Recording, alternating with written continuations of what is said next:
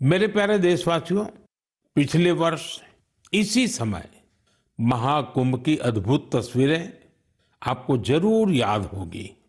संगम के तट पर उमड़ता जनसागर, आस्था का अथाह प्रवाह और स्नान के उस पावन क्षण में जैसे भारत अपनी सनातन चेतना से साक्षात्कार कर रहा था।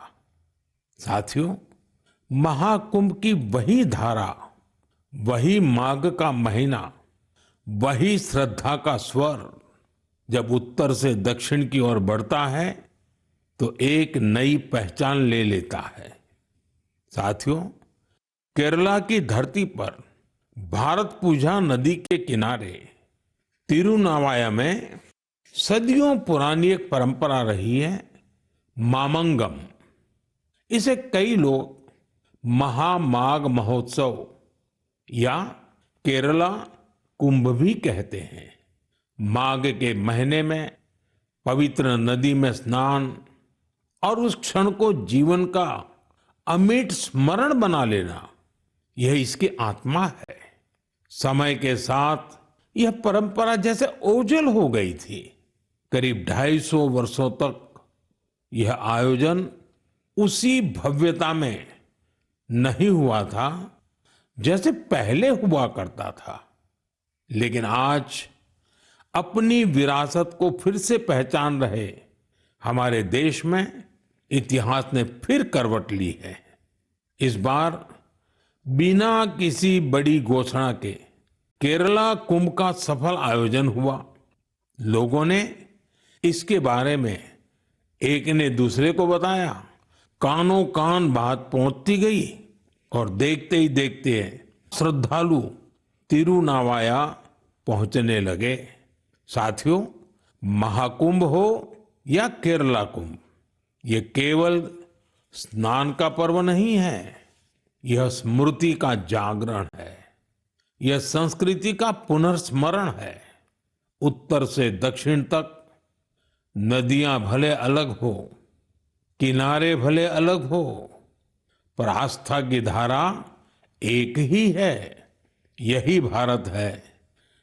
साथियों, हमारे देश में ऐसे लोग हमेशा जनता के दिलों में बसे रहते हैं, जिन्होंने समाज के कल्याण के लिए काम किया होता है, जिन्होंने अपने नेक कार्यों में जनता को प्राथमिकता दी होती है। अम्मा जयललिता जी ऐसी ही एक लोकप्रिय लीडर थी। 24 फरवरी उनके जन्मदिन का अवसर होता है। तमिलनाडु के लोगों का उनसे लगाव कितना गहरा था, यह मुझे आज भी राज्य के दौरे में दिखता है। अम्मा जयललिता जी का जिक्र होते ही तमिलनाडु के लोगों के चेहरे खिल उठते हैं। हमारी नारी शक्ति का जुड़ाव तो उनसे और विशेष रहा है। ऐसा इसलिए भी है क्योंकि सरकार में रहते हुए उन्होंने माताओं, बहनों और बेटियों के लिए कई सराहनीय प्रयास किए। राज्य में कानून व्यवस्था को दुरुस्त रखने के लिए भी उन्होंने बहुत ठोस कदम उठाए थे। देशभक्ति की भावना उनमें कूट कूट कर भरी थी। इसके साथ ही भारत की सांस्कृतिक विरासत पर उन्हें बहुत गर्व था। अम्मा जयललिता जी के साथ हुई हर मुलाकात, हर प्रकार की बातचीत मेरे मन में आज भी ताजा है। वे गुजरात में 2002 और 2012 में हुए मेरे 2 शपथ ग्रहण समारोह में भी शामिल हुई थी। जब हम दोनों अपने अपने राज्य में मुख्यमंत्री थे, तब गुड गवर्नेंस जैसे विषयों पर अक्सर हमारे बीच बातचीत होती रहती थी।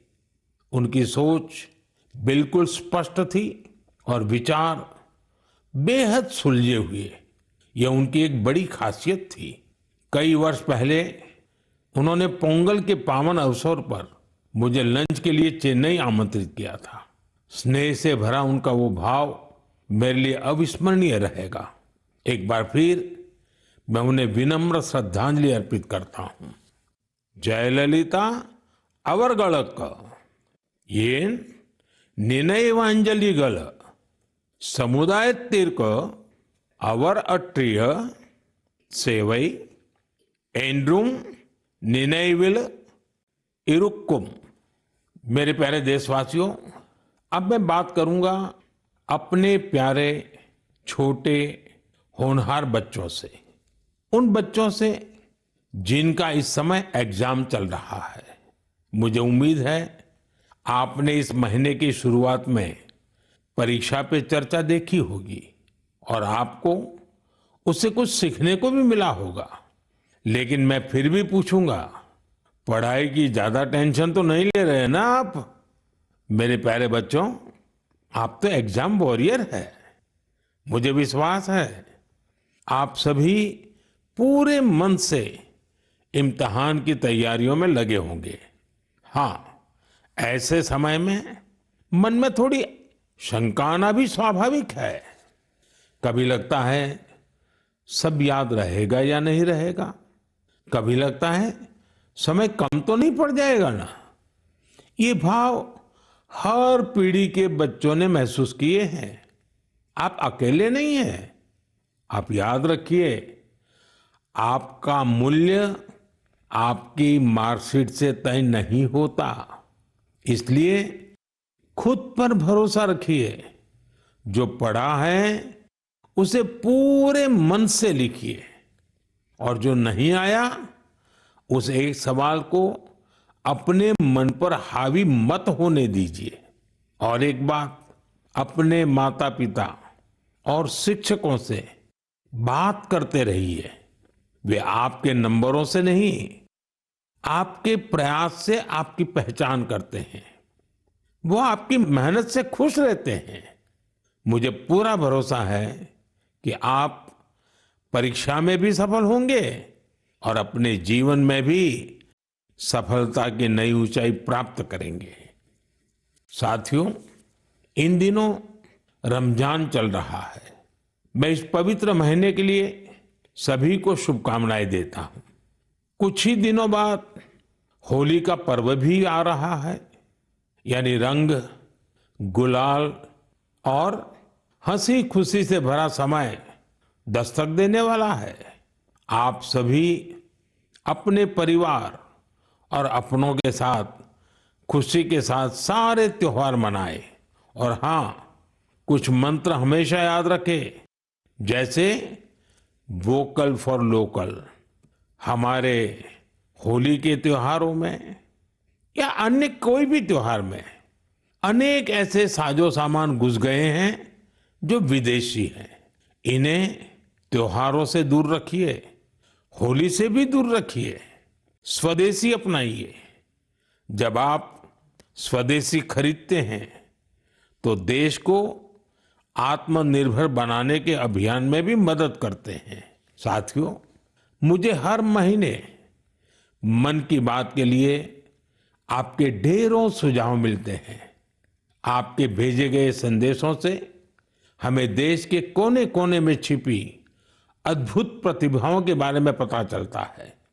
निजी स्वार्थ से उठकर समाज के लिए कुछ करने की अनेक प्रेरणादायी गाथाएं आपके माध्यम से देश भर के लोगों तक पहुंची हैं। आप ऐसे ही अपने प्रयास जारी रखें। मुझे आपके संदेशों का इंतजार रहेगा।